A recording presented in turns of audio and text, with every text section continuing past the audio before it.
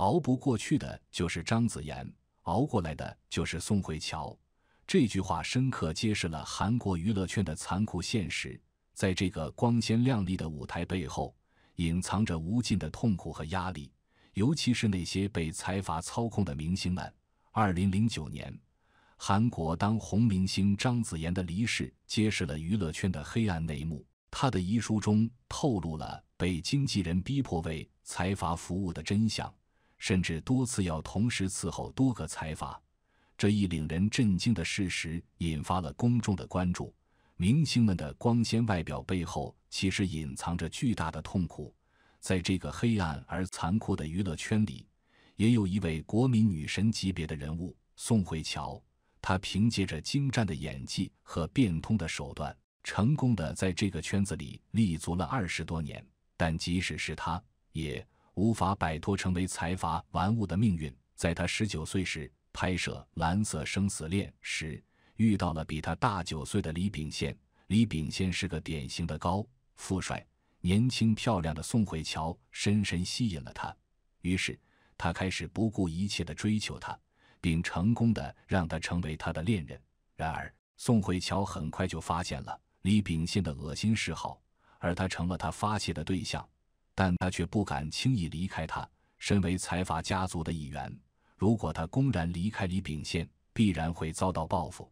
然而，命运的因果终究是不可逃避的。李秉宪陷入了泥潭，被他的前女友控告他的变态嗜好。尽管宋慧乔一度陷入舆论的漩涡，但他终于得到了正当理由离开李秉宪。然而，就在他刚刚分手不久后，一位肛肠科的主任却故意暗示他曾在他那里看过病。这个医生显然是想暗示宋慧乔和李秉宪之间的事情，于是宋慧乔被推上了风口浪尖，一不小心就会被财阀集团抛弃，成为一颗弃子。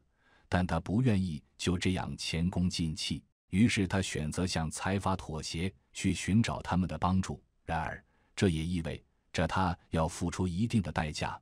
据网友的猜测，宋慧乔付出的代价超乎他的想象。他预料到财阀会很变态，但他没想到一次就遇到了3个变态。当他的经纪人进入房间时，眼前的一幕让人心碎不已。经纪人带着满身是伤的宋慧乔离开了酒店。这次经历给宋慧乔造成了巨大的心理创伤，但这只是网友的猜测，真正发生的事情只有他自己知道。然而，宋慧乔的事情很快就被财阀解决了。他又拍了一部影片《黑暗荣耀》，再次回到了大众的视线。然而，这一切背后都是资本的力量。我们无法知道宋慧乔为此付出了多少努力，她或许早已看清了韩国娱乐圈的肮脏，但在资本面前，作为一个柔弱的女子，她无力抗衡。当她签下第一份合同时，她已经注定要为韩国财阀做妥协，因为在韩国娱乐圈没有财阀的追捧，一个普通人想要实现自己的梦想几乎是不可能的。宋慧乔最初进入娱乐圈的目的很简单，只是想通过努力挣钱改变自己的命运。然而，她没有料到等待着她的是一条不归路。2004年，宋慧乔在《浪漫满屋》中扮演女主角，与男主角任传出绯闻。但当大家以为他们要幸福时，宋慧乔却公开了与玄彬的恋情，引起了轰动。2014年，33岁的宋慧乔因逃税漏税的丑闻声名狼藉，涉案金额高达25亿韩元。然而，她凭借人脉关系摆脱了这场刑事案件。后来，她与宋仲基闪婚，但不久后两人离婚。有媒体猜测，这是财阀安排的，为了收取更多的流量。然而，无论是宋慧乔还是其他明星们，他们都不是财阀玩弄和剥削的唯一受害者。在韩国，明星和艺人成为了财阀玩弄的性对象，他们更倾向于培养出生贫苦的孩子，因为这些孩子更容易受他们的控制。张子妍的死亡也让人深思，财阀们为了防止她怀孕，竟然强行给她施行子宫切除手术，这让她彻底崩溃。当时全世界都希望韩国政府能够审理此案，给张子妍一个交代，幸运的是，他在韩国娱乐圈大红大紫这么多年，一直没有被踢下台，依然是顶流明星。但不幸的是，他在光鲜的外表下承受着巨大的痛苦和压力，他被财阀玩弄，受尽屈辱和霸凌。他的故事揭示了韩国娱乐圈的黑暗面，也证明了财阀在其中的重要作用。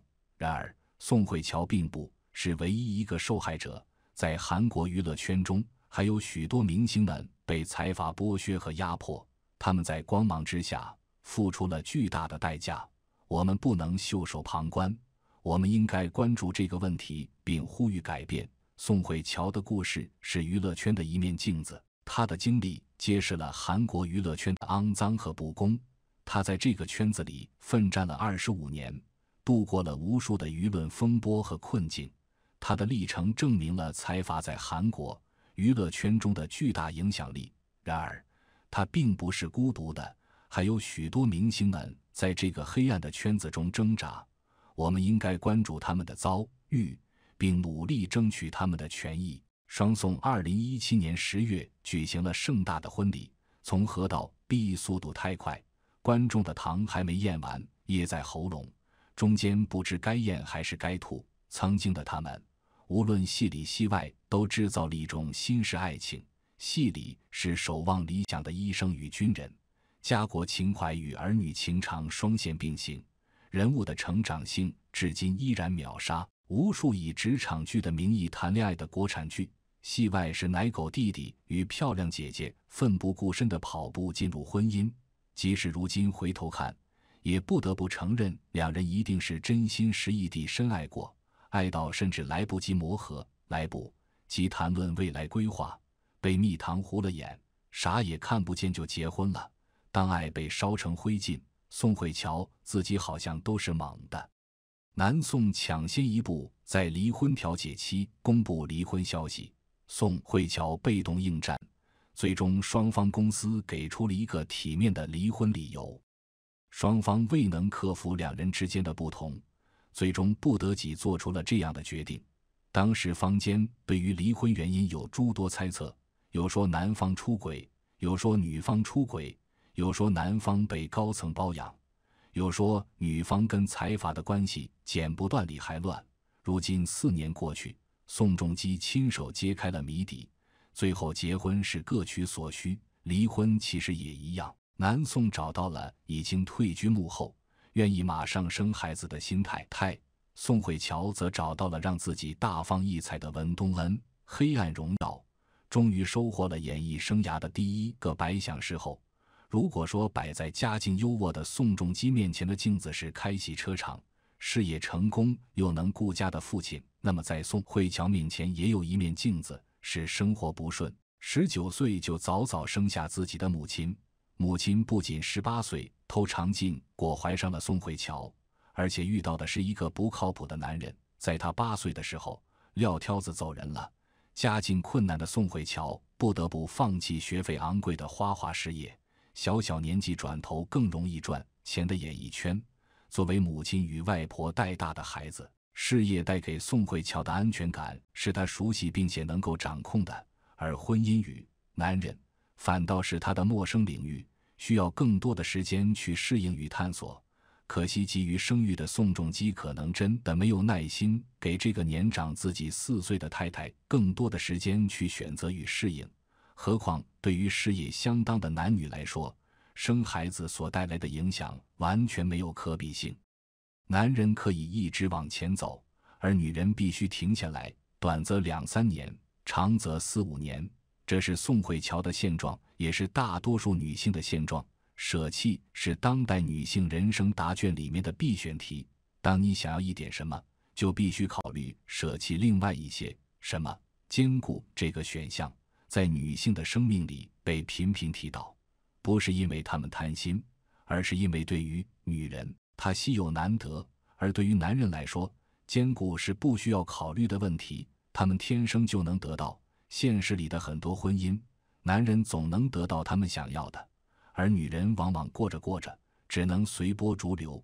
一个常见现象是，女人想要爱，男人想要孩子，于是两人结了婚，结果男人用爱忽悠女人生了孩子，生完以后发现想要孩子的人不带孩子，想要爱的人只剩下孩子。很多时候的我们就是这样慢慢怀揣一个希望，走到了理想的背面。好在宋慧乔属于比较清醒的那个，她放弃坚固，选择紧握自己的那张牌。这张牌不一定有多好，但大约真的是她喜爱并且看重的。她要在演员这条路上再多走一步。男人说最开心的事是当爸爸，背后的潜台词是要当一窝孩子的爸爸。男人说家庭比事业重要，背后的潜台词是我需要一个全职太太。双宋毕业的第4年，宋仲基终于亲口说出了原因，而宋慧乔虽然被补了一刀，应该也庆幸已真正放下了婚姻。道不同不相为谋，如果一方的梦想要靠牺牲另一方的梦想去成就，早点拆伙是及时止损。对于女性来说，找不到理想的婚姻，找到理想的自己也行。没办法，婚姻从出生那天起就不是按女性的理想设计的。